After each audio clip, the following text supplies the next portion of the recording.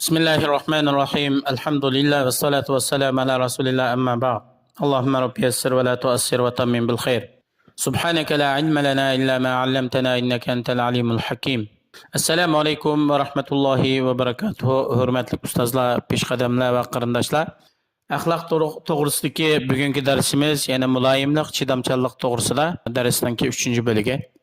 Biz yuqorqi darsimizda Alloh payg'ambarimiz sollallohu alayhi vasallamninki sahobalarning orasidagi chidamchan, keng qo'saq bo'lgan sahobalarni maqtaganligi to'g'risidagi voqealarni so'zlab o'tdik. Hamda insonninki ochiq kelib qolgan vaqtida ig'izdan nima chiqqanligini bilmay qoladi. Undan keyin qilmishiga pushaymon qiladi, pushaymon foyda bermaydi. Yani yoki ota-onasini qaqishtiradigan, ota-onasini xafa qiladigan gaplarni qiladi, yoki urug' tuqqanchilikni uzadigan so'zlarni so'zlaydi, yoki ayollar o'rtasida takallishish gap so'z bo'lib qolsa, ochiq kelganlikdan ayolni bir taloq, 10 taloq, 100 taloq, hatto tog'dak taloq, dengizdek taloq deb ayollarni shunday taloq qilib, arilib ketadigan ishlar kelib chiqadi. Yoki shuning sababidan mol dunyosini ziyon tortadi, rizqi uziladi. Yoki o'zininki yaqin do'st birodarlardan ayrilib qoladi, behuda achchig'lanishning sababidan.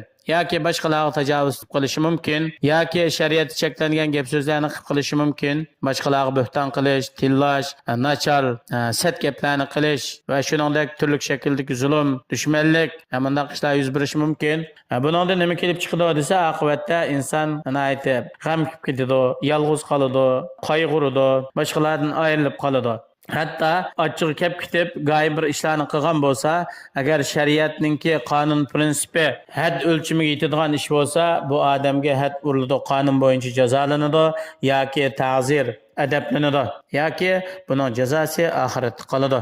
Shunga inson ko'p ochiqlanmaslik, o'zini tutishni o'rganish kerak. Peygamberimiz sallallohu alayhi vasallam ochiq kelgan odamni g'azabni yo'qotadigan, ochiqni yo'q qiladigan bir sabablarni qilishga buyurdi. Ya'ni Allohga sig'inib, Allohning rahmatidan qo'g'langan shaytonning sharridan panohlanishga buyurdi. Chunki ochiqning sababi va dushmanlikning sababi asosiy shayton tarafdan bo'ladi. Peygamberimiz sallallohu alayhi vasallam bir odamninki ochiqlanib chiroyi qizirib ketganligini ko'rib dediki, men bir qancha so'zlarni bilaman. Agar bu odam ochiq so'zni degan bo'lsa, bu odamdan hozirgi paydo bo'lgan ochiq darhol ketib qoladi. Bu odam auzu billahi minash shaytonir rojim degan bo'lsa, bu odamning ochiqlari pasib qoladi degan. Yani Peygamberimiz sallallahu aleyhi ve sellem insanı açık yap qolgan vaqtida istaaza auzu billahi mineşşeytanirracim degan so'zdan boshqa so'zni demaslik, yani shu so'zni ham deyishga buyurgan. Shunga Peygamberimiz sallallahu aleyhi ve sellem o'zining hadisida va iza ghadiba ahadukum falyaskut, yani sizlarning biringlar açık yap qolgan vaqtida o'zini tutamay turgan vaqtida darhol jim tursin. Birdam jim turgan vaqtida insonninki nirblari joyiga tushib, qon aylanishi normallashib, insonning harorati pasayib, ochiqlari yenib ketadi. Agar bu inson qattiq ochiq kelgan vaqtida suvga yaqin joy bo'lsa yoki yinida suv bo'lsa, tarat ilib olsa, ochiqi pasayib ketadi.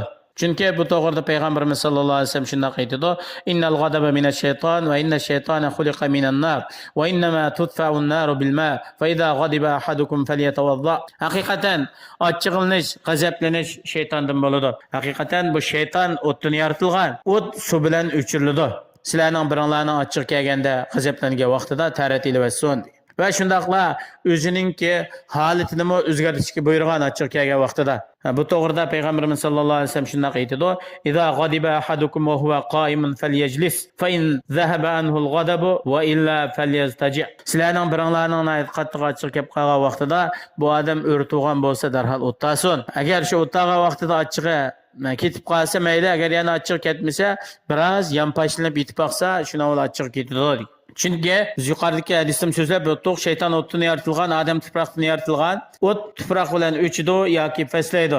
Shunga inson o'rtug'andan o'tgandan biroz zaminga biqinni qo'yib yotgan vaqtida ochiqlari yo'qaydi. Insonninki, ya'ni himmati ustun, nihoyatda isil, sifatli kishilar, ya'ni nadan, jahil kishilar bilan teng bo'lmaydi. Ya'ni ularning gap so'zlariga quloq solmaydi, qilmishlariga parvo qilmaydi. Chunki bu nima uchun desa, inson o'zining yuz obro'yi, dinni qo'g'daydi. Mu'minlarning sifati Alloh subhanahu va taolo Qur'oni Karimda aytgandek, "Va iza xotabahumul jahiluna qalu salama."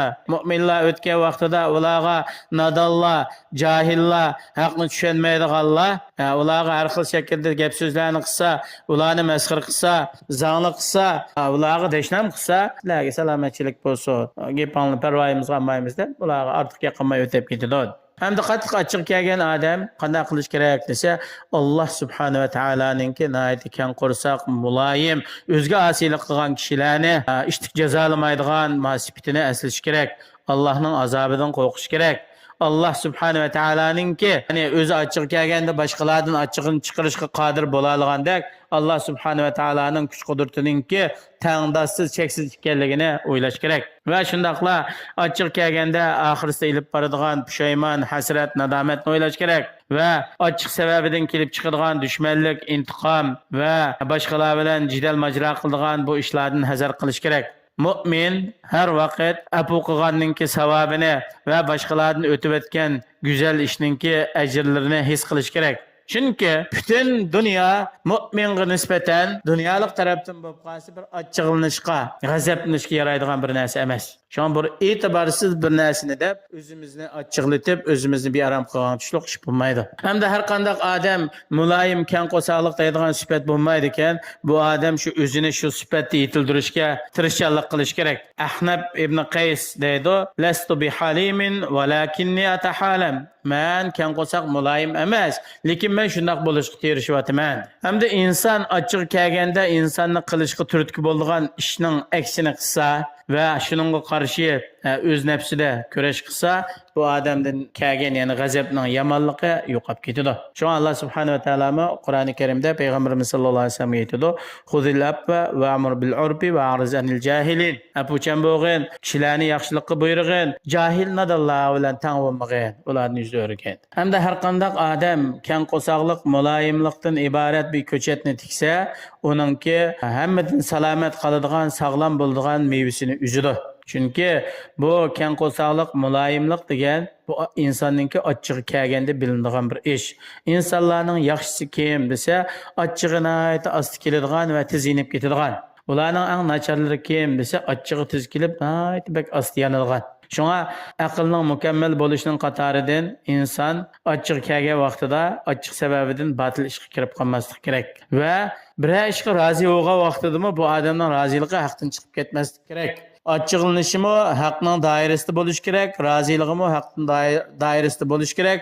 Achchiqlandim deb batilga o'tib ketmaslik kerak, rozi bo'ldim deb haqdan chiqib ketmaslik kerak. Shuningdek inson aldiraqsan bo'lmaslik kerak. Chunki aldirgan vaqtida inson o'zining g'oyib bir nasibisidan xatolashib qoladi.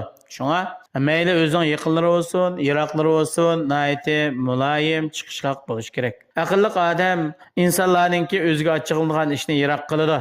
Mayli ular masxira qilsin, yoki zangli qilsin, yoki o'rnini tushirsin, yoki mol-mulkiga tajovuz qilsin, yoki yuz obro'ylarga tajovuz qilsin, ya'ni g'iybat qilish bilan, bo'hton qilish bilan, so'zchichak qilish bilan, bunday ishlarga parvo qilib ketmaydi, o'zininki izzati, shon sharafini saqlaydi. Shunday qilgan vaqtida dunyodami nayti isil, izzat ikromlik oliy turmushda yashaydi, oxiratdami Allohninki roziligi va jannatdan iborat katta ne'matiga erishadi.